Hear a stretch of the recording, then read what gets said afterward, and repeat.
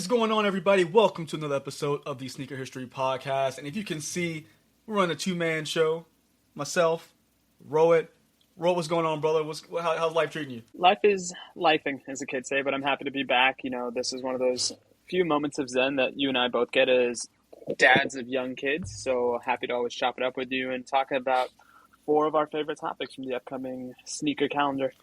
Yeah, and, it didn't just happen before. I mean, guys, me and Rohit, we like to be a little dad jokey. So we're like, you know what? This whole episode is going to be nothing but fours. So we're going to talk a little bit of ABC and Puma Fantastic Four collaboration, a little bit of Undefeated Jordan 4s, got some Kobe 4 Barcelonas, and then our favorite 4 models. So our fourth entry into a sneaker line. So if you're here for the cheesiness, we got it. No, and not only that, we're going to take the narrative back because we always hear about how 3 is the magic number. Well, as it relates to this episode, it's only going to be about the faux, as Moses Malone might have said in the 1980s. Yeah, man. So I got to ask you, because I feel like we haven't done an episode in a while together. There's rocking, copping, anything special out there for you? So I was actually able to hit in a bit of cosmic kismet, if you will. So because I live where I live and I have access to certain things that I have access to, I was pleasantly surprised as a part of my Friday morning routine to go to a certain company store. And lo and behold, the soccer revival or the football revival that Nike has been engaging in warmed my heart today because I was actually able to get the Ronaldinho T90, not Barcelona, that's for the other topic of the show, but the Brazil kit. And I was able to not only get it at the 50% discount, but then your boy, because he's a ally to all, was recently at a trivia contest scheduled at work that was benefiting some of our friends in our LGBTQIA network. And lo and behold, because I know things about things, I was able to get a $50 gift card so that Barcelona, or why do I keep saying Barcelona? It's a Freudian slip, but bear with me, listener, I'll figure this out. But that Brazil kit was whittled down to an even $25, which is saying something because this is how I know the soccer revival is real for Nike, because now we're starting to see it on sneakers and we're starting to see that there's no concept of employee pricing, and that does not warm my heart. So that was my most recent copping, and I will probably rock that at my midday soccer pickup game because I'm that type of dude that the minute I get it, I want to rock it and let the world see how much of a nerd I am. But now, Mike, what are you rocking? What are you copping? Dude, first of all, I'm right there with you. Anytime I buy a new soccer kit and I'm coaching my son's team, or if I find myself in some kind of pickup game, I throw it on, which means my soccer jerseys never get to stay pristine because I wear them like I'm some kind of pro out there. God knows I'm not, but I got to look good out there in my defensive efforts. Now, I was going to ask you, Mike, what is your position, just so you can indulge me? So yeah, if you do, yep. I played like center back. I like playing defense. I don't have the greatest ball handling. So do I. See, look, I'm just like, I'm a body. I'm going to try to outwork you the entire time and just irritate you on defense. So that's where I live. Well, I'm glad to see you and I live on the same street. But anyway, what were you rocking? What were you copping? Yeah, man. So rocking is one that I've been super interested in. I finally got a pair. It is going to be the Anta Kai Hella Roots. I love this shoe, man. It is a really cool, like, skate-inspired shoe that really plays off Kyrie's Native American heritage on his mom's side, if I'm not mistaken. Yep. And this initially, it was super hard to get. I think it was during the NBA All-Star game, but they started releasing them more again. And just a cool shoe, man. Something different, really nice quality, really cool with the little laces everywhere. So that's what I've been rocking. I got them in yesterday or day before yesterday, and I've been wearing them. But super cool there. But speaking of football, soccer, whatever you want to call it, whatever your heart's desire, Adidas, on the other side of things, have been doing really good about their integration with the Predator, with different lifestyle models. And there was one that I was just kind of scrolling through the site. It was a new entry. Had never seen it before. They took the Predator 98 and combined it with one of their technical running shoes. So it's the Predator Run, or Predator Runner, was that they call it. It is, they put on one of the, again, super like thick foam bottoms, but they have a nice leather upper. It's actually on a FedEx truck on the way to my house right now. So that's my cop. And I'm super excited about it because I love the soccer look, but I don't want the slim down shoe all the time. I like more of the chunkier shoe, and this one kind of answered both those wants for me. So I'm excited to see how they are in person. Oh, no, it's a deceptively thick sneaker. And that's one of those things where maybe we parlay this into another episode. Maybe we talk a little bit into this 444 episode. But I think it really does worth warning doing a deep dive on not only Adidas's attempts to play Dr. Frankenstein, but even something like the Nike crypto shot, which I still don't know if that's actually an April Fool's joke that they released a couple months later or what. But it is very interesting to me that for the longest time, the sneakers or the shoes that I figured that were the sleekest were the ones that we often attribute to the pitch or indoor stuff. But now kind of seeing them take a resurgence more on the streetwear side is very interesting because I think everybody's making a big bet, especially with the World Cup being here next year, that soccer style, soccer culture is going to be prevalent, at least for the last half of this decade. So I'm interested to see how that bet cashes out, because I do think we are starting to see, with the influx of things like the Club World Cup, Nike's Scary Good Thing, I'm sure Adidas is also going to have a similar campaign, if not now, definitely in time for next year's World Cup, where that's how I think finally, after 50 years of hemming and hawing and prognosticating, I think soccer is finally here to stay, and it's also here to stay in a way that doesn't feel like it's a retirement home for a lot of ex-players. Oh, for sure. And you know what? I think it's just we're finally starting to get some traction with our men's team. Our women's team has traditionally been a powerhouse. But now that we're getting some traction with the men as well, we're finding we're finding some footing. You know, what was that? The Gold Cup with against Mexico was unfortunate because that definitely was blown by the ref on about 20 different calls.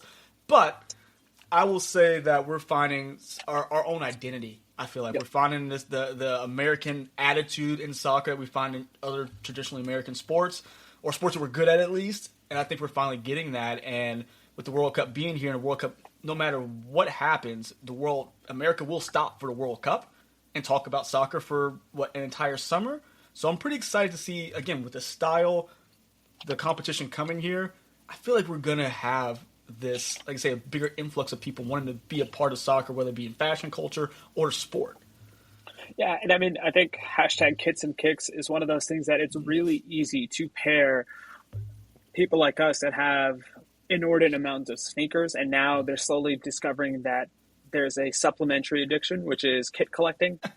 Let me tell you, there is nothing better than getting that off, so to speak, because it shows that not only are you a Renaissance man or a Renaissance woman, but you're active on two fronts. And it's ultimately comes back to what I call Nick Engvall's mission statement, which is, if you've listened to every episode about this, we would want you as a listener of this, and there's a good chance that this might be your first episode. If you really like this show, talk to other people about the sneakers that they're wearing, or in this case, talk to them about the kits, because that's how we build a community. That's been our tenet for the longest time, and it feels genuine enough now to say that, hey, I think it's catching on in a global, at least in a more American sense, because sometimes we have this weird xenophobic thing that America is the world, and for once, I'm glad we're kind of regressing to the mean and getting into soccer the way the rest of the world does.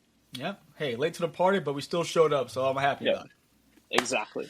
Speaking of being happy, Mike, I was going to ask you, much like myself, are a big comic book nerd. Yes, sir. So Fantastic Four, for those of us that may be listening to this episode a little bit later, we are recording on July 25th, which is the release date for Fantastic Four.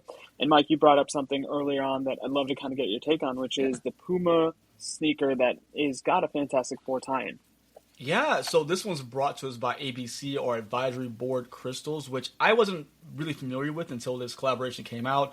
To my knowledge, from what I've seen, it is a fashion brand, that is owned and operated by I think, basically spouses, or soon-to-be spouses. I think it's his fiance, but Remington is his name, and then his fiance are the sole owners and operators of this particular company, and they got a 7-shoe with apparel collection with Puma. And they did everything from the ground up, from my understanding, which is amazing. If you guys have not gone to Twitter or wherever, I guess probably to Instagram as well, they have been not showing the shoes, but they've been showing the apparel, which we'll talk about our excitement about this collection as a whole. But just, if you like that kind of old school, 90s all over print with, I think some of it's Alex Ross's art from Fantastic Four, absolutely amazing. If I don't get anything, I would take a couple of shirts or just one shirt. But the real big story about this is we're going blind box, or in a sense what they've done is double blind box, because you're ordering this shoe, which looks to be a Puma Majesty is the model they use, because they said they wanted something they could easily manipulate and really express the characters on the shoe, which I can appreciate that. But you're going double blind box. So you don't know what you're getting, but you also, at this point, don't know what the shoes look like. And as a consumer, that is hard, I think, because the price point on this for a pair of shoes, which is typically, when I looked at Puma's website, $100 shoe, is raised to $199 because you are getting some very nice tie-in packaging. I got to see the packaging through Instagram, of course, through some of our friends like Andy 80 Sneaks, who got to photograph them. And packaging is the reason I would buy it. It's not the shoe. It is purely both boxes that you're getting that have this amazing comic tie-in. But as Rohit, I'm going to tag you in a second. What do you feel about this double blind box situation of not knowing what you're getting coming in? And I think you and I both share the same opinion that we are grumpy old men that are always at our happiest when we're yelling at the invisible or visible clouds. This is one for me where I don't have time for it. Like, I guess maybe if I was entering in the infancy of my nerddom, maybe this would be cool, but I'll use the example of Doctor Doom, right? I'm a big Doctor Doom stan. Anytime something is tastefully done with Doctor Doom, I want to be at the forefront of getting that. Yep. And while Doctor Doom is one of the 7 options available, I still don't know enough about it. And it's also one of those things now where, Mike, at least you gave me that dangling carrot, so to speak, about there being apparel. So maybe if there's a dope Doctor Doom shirt, I might commit to that. But it's just too much. And it's also one of those things that I get that there's a precedence being set because I think it was Asics and Kith that had released the X-Men pack a couple of years ago now. Yeah. And maybe even shorter than that. It's just time is a flat circle for a lot of us. But as we kind of chat about this, the one conceit that Kith and Asics did that I think worked well for it was the fact that it was a single blind box, so to speak, to borrow the parlance that Mike was sharing, where at least I knew what I was getting into. So I could have that talk with myself of, okay, there's a very real possibility I might not get the shoe what I want, but at least I know what it kind of looks like. In this case, I'm not trying to understand, or rather, I'm not getting why they want to double blind box it. And one other point that you mentioned, Mike, the Fantastic Four, as well as their Rogues Gallery, probably is as vast of a aesthetic or a material property as we can think of. You have things like The Thing, and I would imagine that sneaker is going to be a little bit rougher. Then you've got Invisible Woman. They could probably do a clear pack for that. You could do something for Johnny Storm. And I can go on and on down the list, and I think it's cool enough that if you've got such a variety of materials that you could leverage to tell the story of each individual character, you don't need an added gimmick of the blind box. But I don't know. I do think it's a symptom of the times that we live in that a lot of people get off on that high of, oh man, I'm about to get what I want, or the crushing realization of this is literally the one I did not want. But what do you make, Mike? Because, I mean, you're as much of a nerd superstar as I am. Like, does this appeal to you in any sense? Like, would it make even more exhilaration for you if you got this pair that you actually wanted, despite knowing, like, there's a 6 out of 7 chance you're not? Yeah, no, and I'm right there with you, man, because with Kith, I think they were, if you have to rate the Kith Gel Light 3s, I love the Gel Light 3, one of my favorite old school runners. Execution-wise, I'd probably give them like a 6 because they weren't as exciting. Like, I feel like these are going to be exciting when they put them together. Like, oh, cool. But again, like you said, I knew the ups, I knew the downs. I knew the downside was probably pretty big because I didn't want the Rogue. I don't like green and yellow so much. Or, you know, maybe, I don't want the white one because it's too plain for Storm. Maybe I really want that Beast colorway because I love the blue. But I knew the risk going in.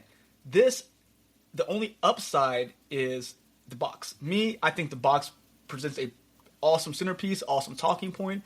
But my thing is, if I'm looking purely at color palettes and characters, I don't honestly want any of the Fantastic Four. I want Silver Surfer. I want Galactus. I want Doctor Doom. Purely for aesthetics, because I know what can be done with those colors. And unless I can light my shoe on fire and it changes colors for Johnny Storm, like maybe something we don't burns condone off. That on this. Don't do that. I'm being facetious right now. But you see what I mean? I'm right there with you where the downside is way too big now because A, I've never worn a Puma Majesty. B, if I'm not a person who likes, let's say, clear shoes, I don't know if the Invisible Woman is going to be clear, but let's say that's the way they go. What if I get an all clear shoe? What am I going to do with that? Again, the idea is amazing, but I am not a nerd on the sneaker side or the comic side enough to give someone $200 to not know what I'm going to purchase. We're husbands, we're dads. We got more things to do than like give you a blind $200 basically. Yeah, And I mean, the thing is as well, and it goes back to what you were talking about, the price point of the Puma Majesty is $90. If I could be as bold to make the rare cross-brand comparison, this is a Reebok Club C Adidas Stan Smith Samba type shoe or sneaker or shuker, if you want to utilize that. But at the same time, I'm not paying the extra $100 just for packaging. Like, put it this way, and this is the extent of nerddom as it exists in modern day Earth today.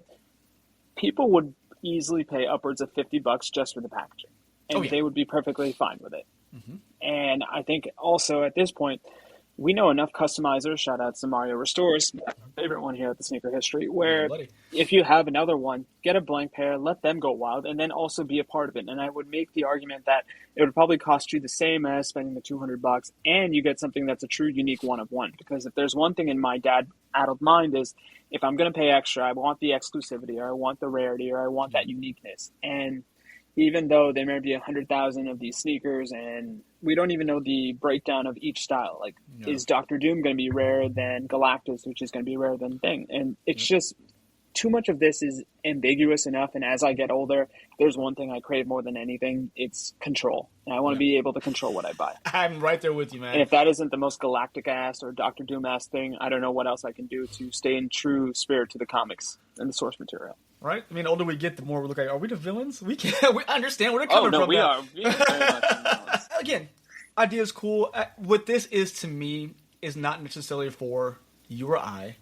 I feel like this is more, well, I guess for what we do, I feel like this is more for the sneaker media side of things, which I guess it could be for us to really help inject energy, give them a dopamine shot. Because let's be honest, with sneakers now, after the first couple of months have gone by in 2025 with a lot of like really cool things that we've gotten, I'm not really going out of my way to get a lot of things at this point. I really sat down another day. I'm like, and there's going to be a shoe we talk about here in just a minute that's going to have the world clamoring for. But even with that one, I'm not losing sleep, for the lack of a better word. I'm not like, ooh, I have to get it. I mean, this is a way to get people talking. I mean, I know we're looked at some people who posted, like, who were given the ability to photograph these just boxes. Like, so I got to speak with Andy, and they just sent the boxes to him. He does not have the shoes right now. It's literally just, they sent them a box of boxes. So even the people on that photography list or that seating list don't have the shoe yet, which is, I like the aspect of this because it has us to keep looking. Like, I'm super excited to see the shoes. Like, I'm really hyped to see them, but I want to see them beforehand. So I'm thinking that this is going to be very heavy shoe in the aftermarket. Once people open them, I think it's going to get a second life to, ooh, I'm excited to see this box, to, okay, now I can go find a one-on-one. And if the prices are right, I think it'll get two kind of media runs. Yeah, and I think that is probably the double blind box adage, so to speak, extended to life post-release. And I think that's probably the most important thing. That's how we measure a sneaker's true impact and its influence. I think the other thing that is going to be tied to it is the performance of the Fantastic Four, because it's a superhero movie in the summer. That should be as much of a layup as something can be a layup in this sense. But if it really resonates in a way that even outkicks sort of Marvel's coverage and expectation of what is a great movie, then yeah, I think you're right, Mike, because I think one of the best things about superhero movies in this sense is there's always a chance, and I use this as it relates to our podcast, there's always going to be somebody that's listening to their very first sneaker episode with us as we're chatting. And similarly, there's always going to be somebody that's going to go see their first superhero movie at Fantastic Four. And if that's the thing that causes them to get bit by the bug, then yeah, they're going to try to move heaven and earth to get what it is that they need to further reaffirm that love of not only the movie, but maybe sneakers as well. So interesting thing to watch. But I think what we can kind of surmise from this, if we had to do a TLDR about this particular topic, is cool concept, a little too gimmicky for both of us, but it's not necessarily for us then if that is the case. Yep. And we're okay with that. And not every sneaker is going to be for us. So that's what you have to realize in sneakers. Like, not everything's made for you. They have to appease all these different pods of people. And hey, you know what? I appreciate what they're doing. I love that they're tying in, one of Rohit and I favorite things, comics and shoes, of course. So I love to see how it ends up, what people get, because I'm really, again, excited to see what they came up with the designs, because it seems like they put a lot of work in it. But absolutely. Mike, I guess before we move on to the topic, if you could truly pick the sneaker that you want, is it the Galactus for you or the Dr. Doom? I'm about 50-50 on each. If I've gun to my head, I'd probably pick Galactus because I like the blue and pink combination. Yep. And I'm kind of there with you in the sense that I'm a big Doctor Doom guy, but for whatever reason, it never seems to work when you put that green and gray together. So I'll go off the beaten path and I'll go with the Thing because it's truly clobbering time for my wallet if I would actually try to buy this. And then it would be clobbering time when my wife would see the inevitable receipt as well. Oh, no, same way. If I told Britt, it's like, hey, yeah, I bought a shoe. Say, oh, okay, that's cool. $200. All right. There better be $100. What does it look like? I have no idea. We'll find out together. So death to us part. Love you. The cop come by. Murder was justified. He did something dumb. Yeah. You're right. Yeah. You're right. All right. Now we're talking about something next that not blind box, but a lot of chatter about this. I want to get your view on this as well because Undefeated Four. We've been hearing for the last 20 years, hey, Undefeated Four is coming back. Undefeated Four is coming back. Well, looks like 2025 is actually the year. Is it, 20th anniversary, Rohit, if I'm correct? I believe it is. And there's been a lot of speculation around it. Are we going to get two versions? One with Jumpman, one with Nike Air. One's friends and family, one's not. Well, it seems like that question's been answered because now the, Pandora's box has been opened. The seeding started, the gifting started, so people like DJ Khaled, people like, I think Nigel Sylvester and others have shown their pairs off. And now, seems like there's only one version of the shoe. It is, and that one version of the shoe will have the original Nike Air branding, whereas the friend and family or influencers or seed will have the Jumpman logo. So who are those friends and family? If people like DJ Khaled and Nigel Sylvester are getting Nike Air in the back, who is it? Jordan and his family? Like, who is getting the shoe? Themselves? I feel like it's that. I feel like it's going to be various bigwigs at Undefeated. Obviously, it's going to be the Murderers Row that comprises Jordan Brand's leadership. In this instance, I don't mind because, and this may be a hot take in a sense, I always prefer the original Nike Air branding on the heel, especially as it comes to the four, than I do the Jumpman. I may be very much in the minority yet again in my life, but what about you, Mike? Like, where are you on that side of the divide? It's never bothered me. Like, it truly doesn't. Like, you see behind me, I have a couple different fours there, mixed and matched, different branding on the back.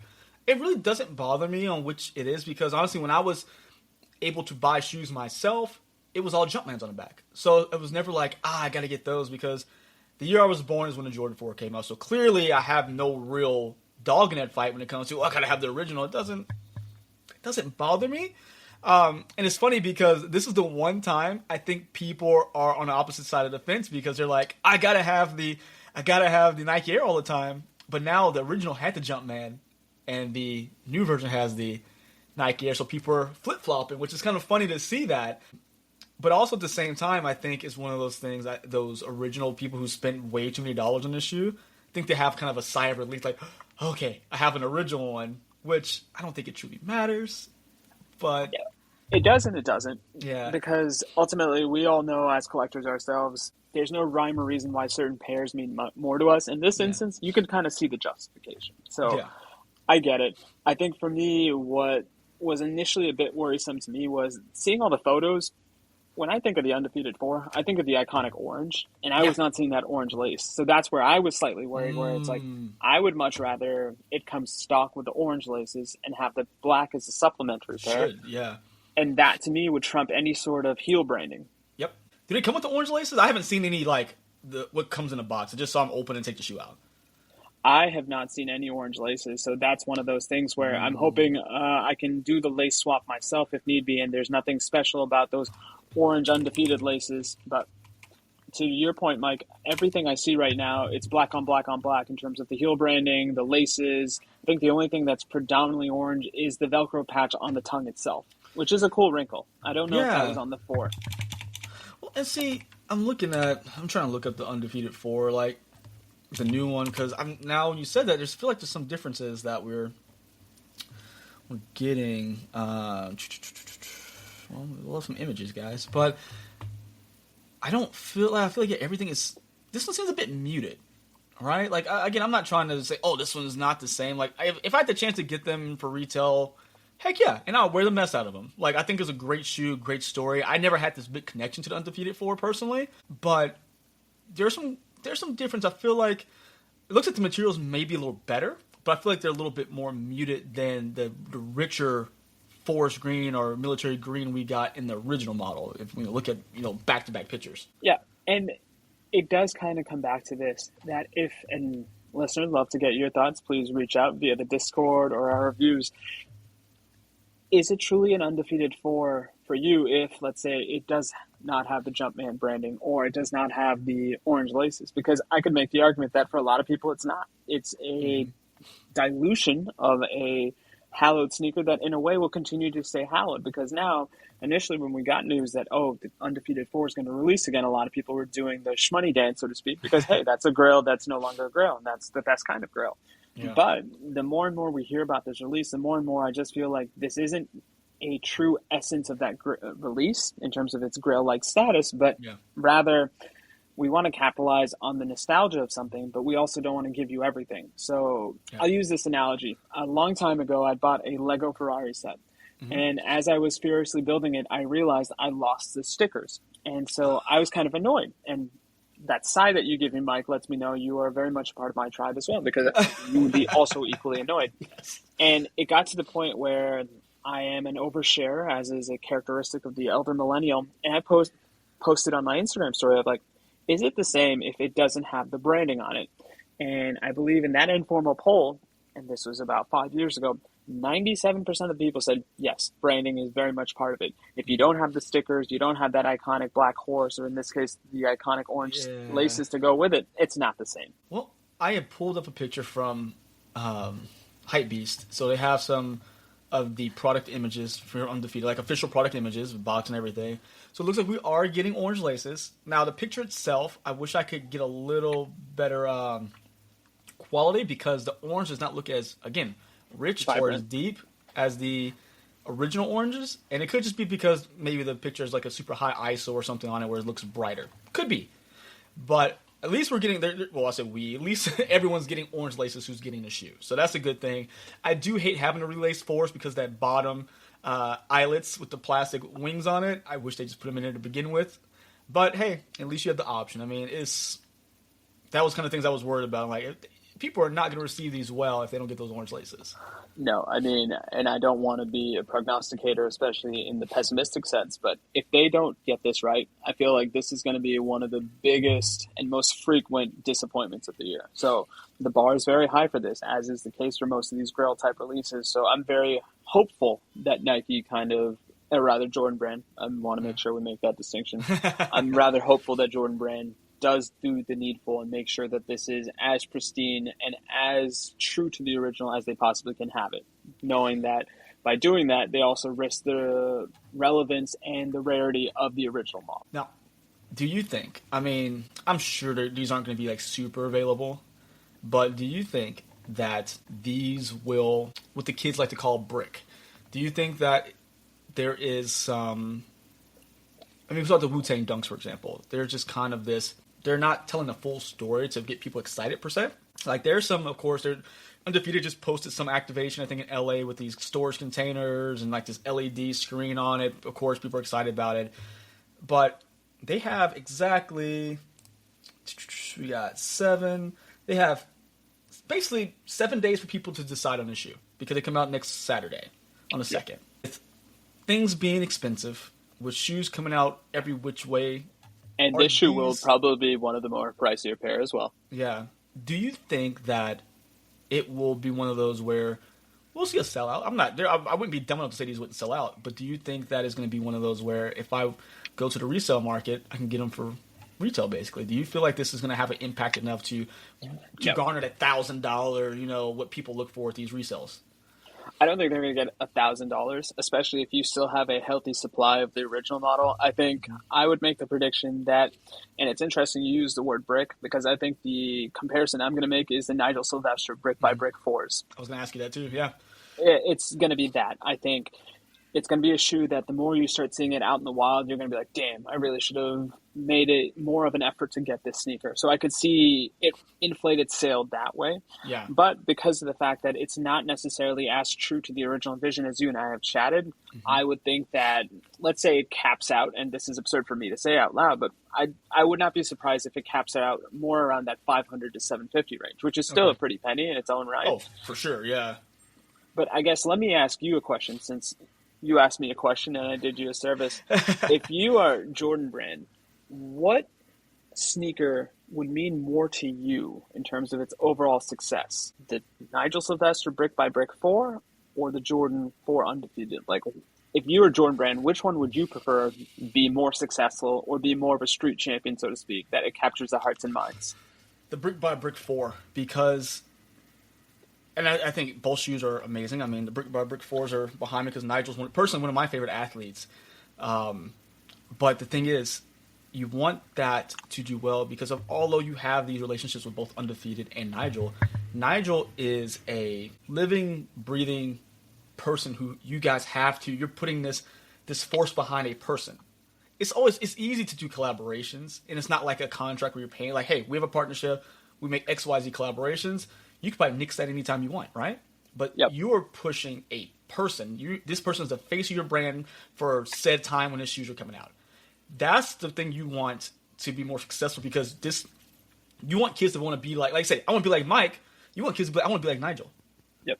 There's something there, right? Like the more following he has, that means the better that shoe does, and that means, hey, we can keep pumping these out. I mean, how many Undefeated 4s are we going to get?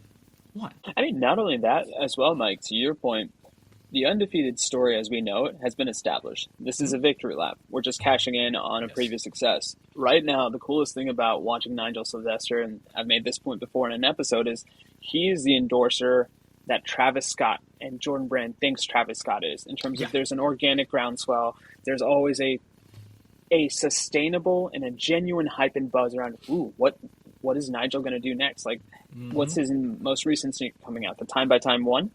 Yeah, or Time After Time. Better, but I can't remember. Yeah, it's the black one low that's going to be a play off the original one released back in 2017, 2016. Yep, and it goes back to that of there is something about him that just is capturing the essence and the moment of being not only on the forefront of innovation, like a lot of the sneaker companies want us to believe, but there is the community behind it, and there is the storytelling behind it, and there are all these other factors right now that if you asked a 16-year-old, hey, what is the significance from a cultural perspective, or even something as silly as the T-shirt mythology that's associated with the Undefeated Four, would they know that? Probably not, and that's not necessarily their issue because they weren't around back then. But I'm sure that if you also ask the resident 16-year-old sneakerhead in your life, they could give you a brilliant TED Talk or podcast level conversation around what is the brick, what does it mean to you in the verse of the Nigel Sylvester sense, and then also, like, why is this shoe so important for you? And ultimately, that's where if Jordan Brand does this well, maybe 20 years down the line when your daughter is having a podcast with my daughter and they're talking about the Jordan 4 re-release of the Brick by Brick, they can also have a similar conversation to how you and I just chatted about the Undefeated. Yeah, and it's one of those things. It's like, oh my gosh, who was I speaking with? Dez from Nice Kicks. We were talking on our episode we did with him, and he made a good point. And sneakerheads are almost kind of like a endangered species per se, because the story, and everyone wants a story. They claim that at least, but you look at kids now, and I'm talking about let's call them 21 and younger. Yep. They're wearing what's comfortable, what fits their style. They can give two craps about who Michael Jordan is. But guess what? Nigel Sylvester pulls out, like, he does stuff for fashion magazines. Like, he's been on, I think, runways. He's at Fashion Week.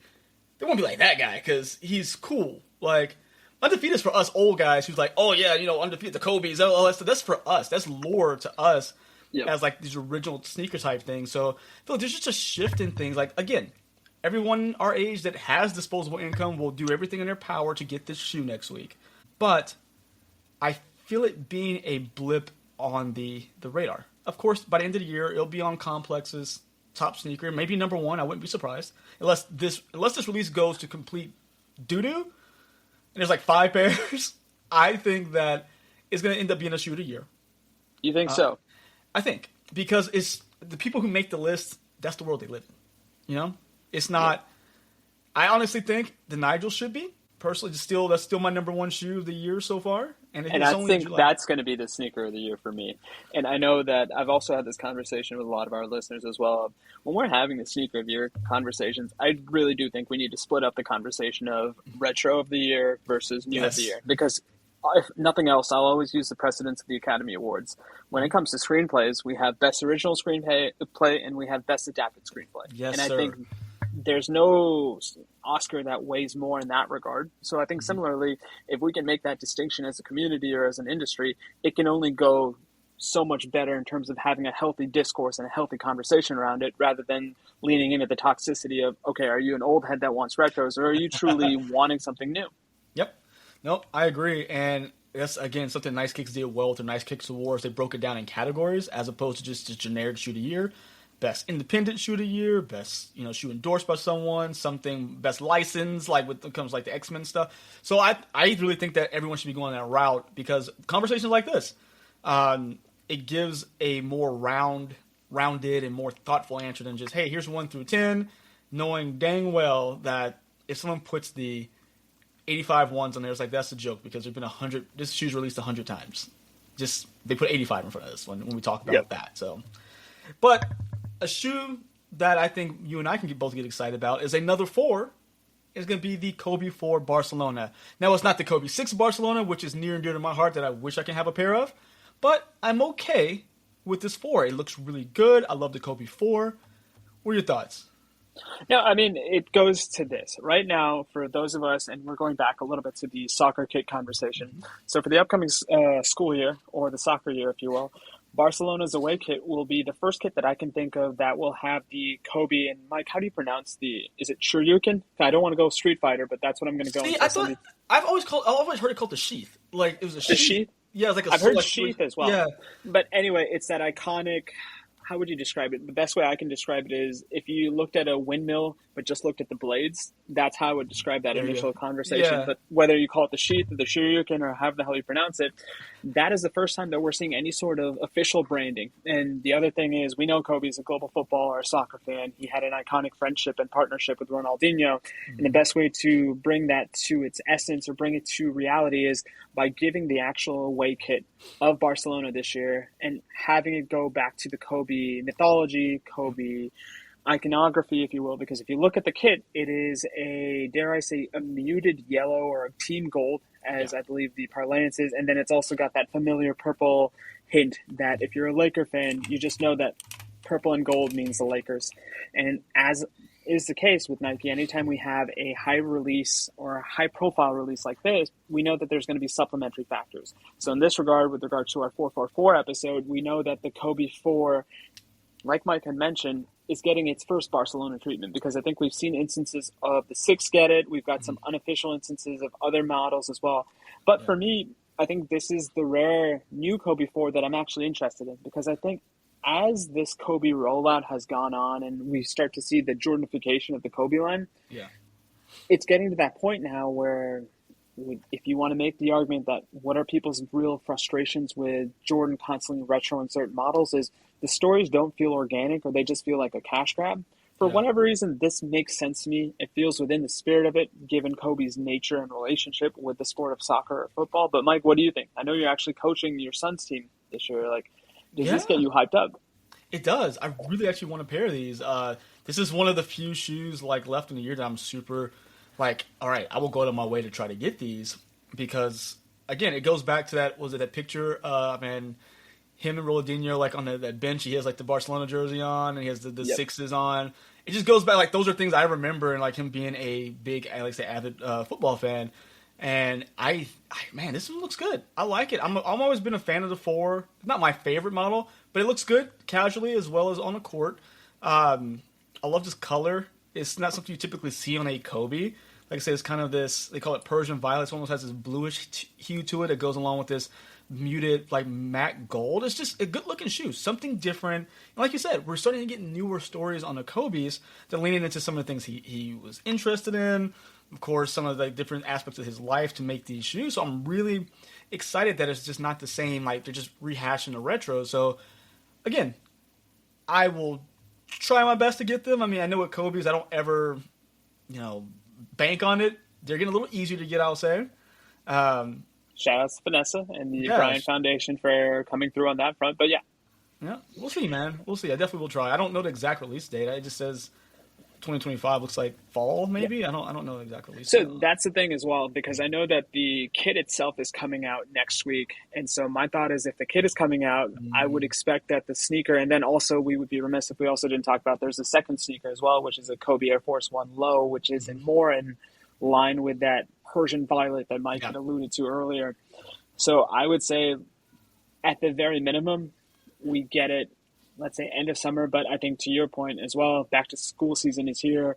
And if I remember my time in the summer, it's like, it's all about getting those fits. And one of the best ways to get your fits off is to get your favorite soccer team or football team's kit of choice in there. So I would assume that we're not going to get this any later than mid-September. No, I would agree. And see, they don't have a release date on the Air Force One either. So this one definitely, I think it was going to be one of those.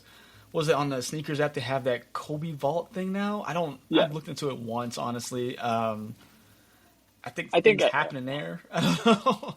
No, I like to just think of it as a reminder of all the pairs you probably didn't get as a human being. Story of my life. And they're like, oh, yeah, I didn't get those. Oh, I wish I had. Yeah, and to your point as well, Mike, it's getting a little bit easier to get them.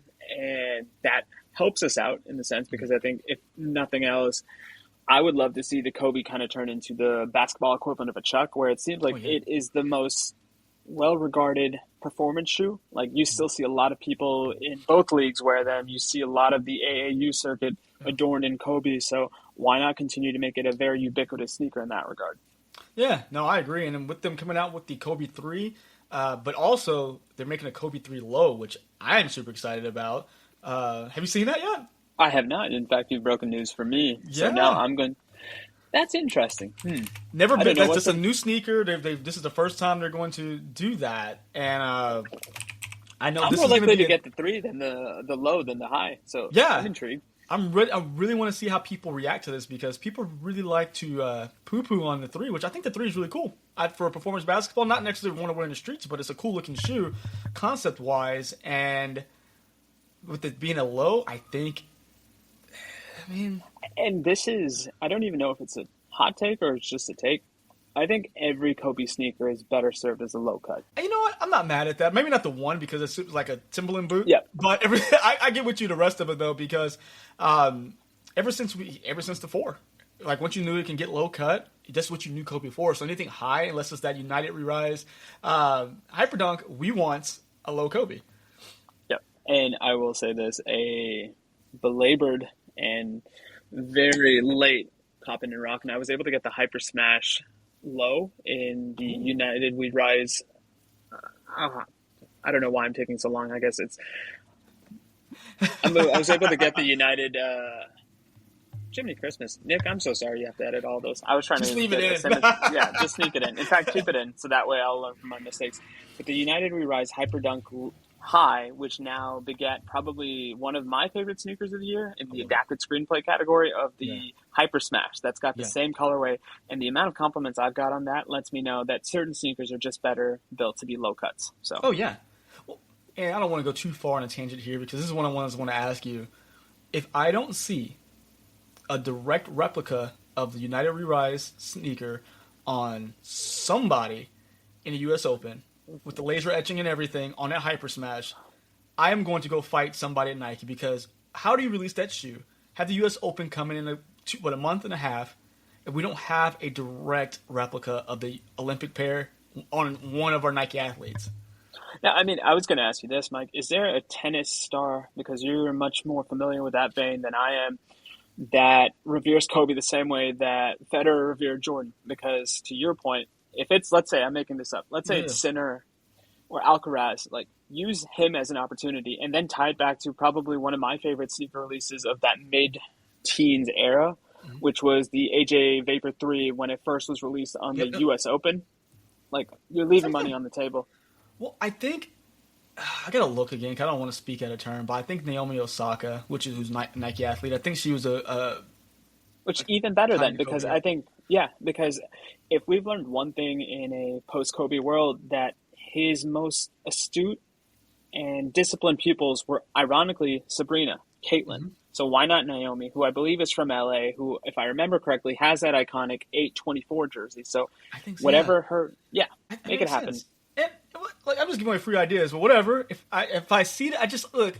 and they're not gonna pay me. Just send me and Rohit the shoes. But dude, Oh, I have another idea, right? And granted, this one is probably in a little bit more poor taste now because of the fact that the term Alcatraz has been co-opted to. Can't use that. But the thing I would always use, because I think, and this is my armchair psychologist, creative mind, is when you're playing Carlos Alcaraz, it's like being on an island. You're just there by yourself and you're just trying to endure whatever he throws your way. And it's like escaping from Alcatraz. And one of my favorite sneakers is the Revis.